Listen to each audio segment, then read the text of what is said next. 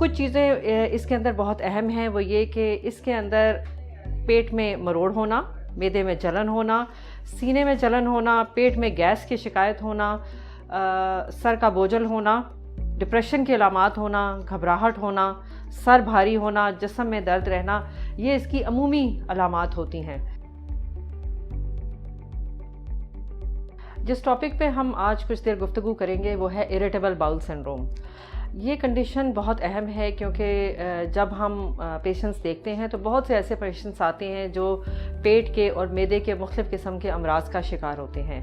उनमें irritable bowel syndrome इसलिए एक बहुत अहम कंडीशन है क्योंकि बहुत से पेशेंट्स मुख्तलिफ़ टेस्ट करवाते रहते हैं कभी और मुख्तलिफ़ डॉक्टर्स के पास जाते रहते हैं और उनको कोई प्रॉपर तशख़ीस नहीं मिल पाती।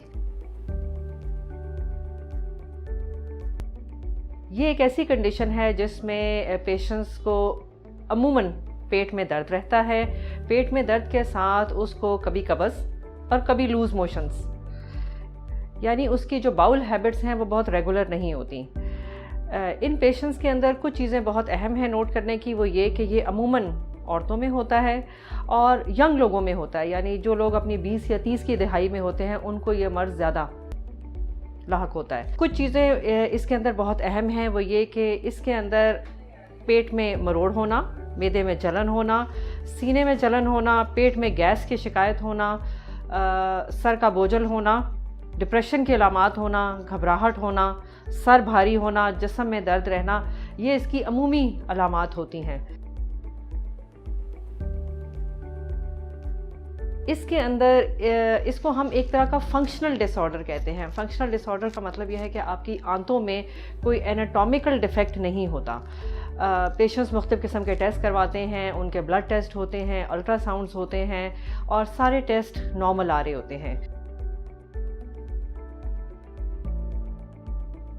कुछ चीज़ें होती हैं जिन्हें हम रेड फ्लैग्स कहते हैं। रेड फ्लैग्स का मतलब ये होता है कि वो चीज़ें हैं जिस पे एक फिजिशियन जो है वो थोड़ा सा कॉशन में आ जाता है कि नहीं, हमें कुछ ना कुछ अंडरलाइंग प्रॉब्लम है जिसे फर्दर इन्वेस्टिगेट करना है। एक ये कि अगर ऐसी अलामात पेशेंट्स में आफ्टर द एज ऑफ 50 आए, 50 साल से ज़्यादा उम्र में आए, या साथ पेशेंट को बुखार हो रहा हो, वज़न कम हो रहा हो, पेट की ख़राबी के साथ उसको पखाने के साथ खून आए या रेशा आए, या पेशेंट का वज़न बतदरीज गिरता जाए, या पेशेंट को रात को उठ के वॉशरूम जाना पड़े, लूज़ मोशंस रात के वक्त भी हो और उसकी नींद डिस्टर्ब हो रही हो, तो ये वो अलामात हैं जिन्हें हम रेड फ्लैग्स कहते हैं। इसमें हमें किसी न किसी अंडरलाइंग कॉज के लिए कुछ स्पेशल टेस्ट जिस तरह कोलोनोस्कोपी भी करवानी पड़ती है।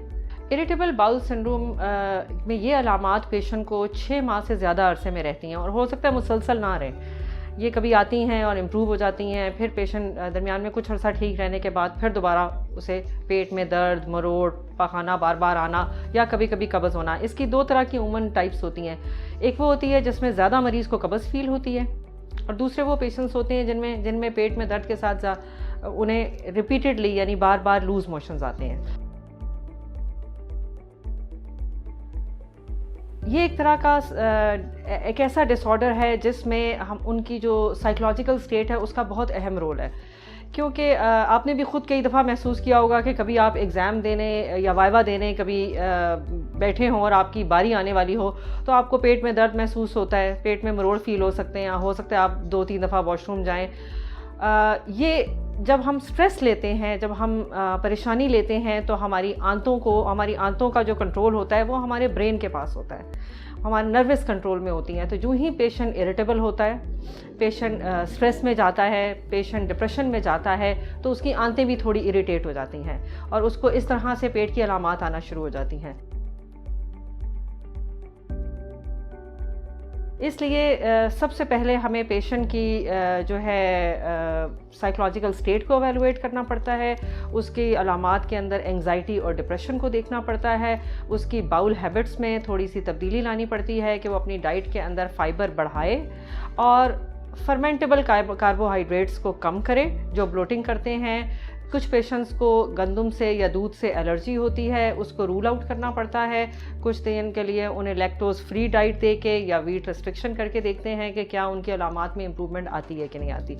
लेकिन ज़्यादातर पेशेंट्स को जो मेडिकेशन की ज़रूरत पड़ती है वो इसलिए पड़ती है कि उनको जो पेट में मरोड़ हैं उसके लिए दवाई दी जाए, जो उनको बार बार लूज स्टूल्स हो रहे हैं, मोटिलिटी कम करने के लिए, लूज मोशंस को कम करने के लिए दवाई दी जाती है, प्लस उनकी जो डेली रूटीन है और उनकी साइकोलॉजिकल स्टेट है उसे इम्प्रूव करने के लिए उनका लाइफस्टाइल मॉडिफाई करना पड़ता है। यानी वो डेली एक्सरसाइज करें, अपनी डाइट में फाइबर बढ़ाएं, जिसका मतलब यह है कि ब्राउन आटा ज़्यादा यूज़ करें, कच्ची सब्जियां और सैलड्स ज़्यादा यूज़ करें।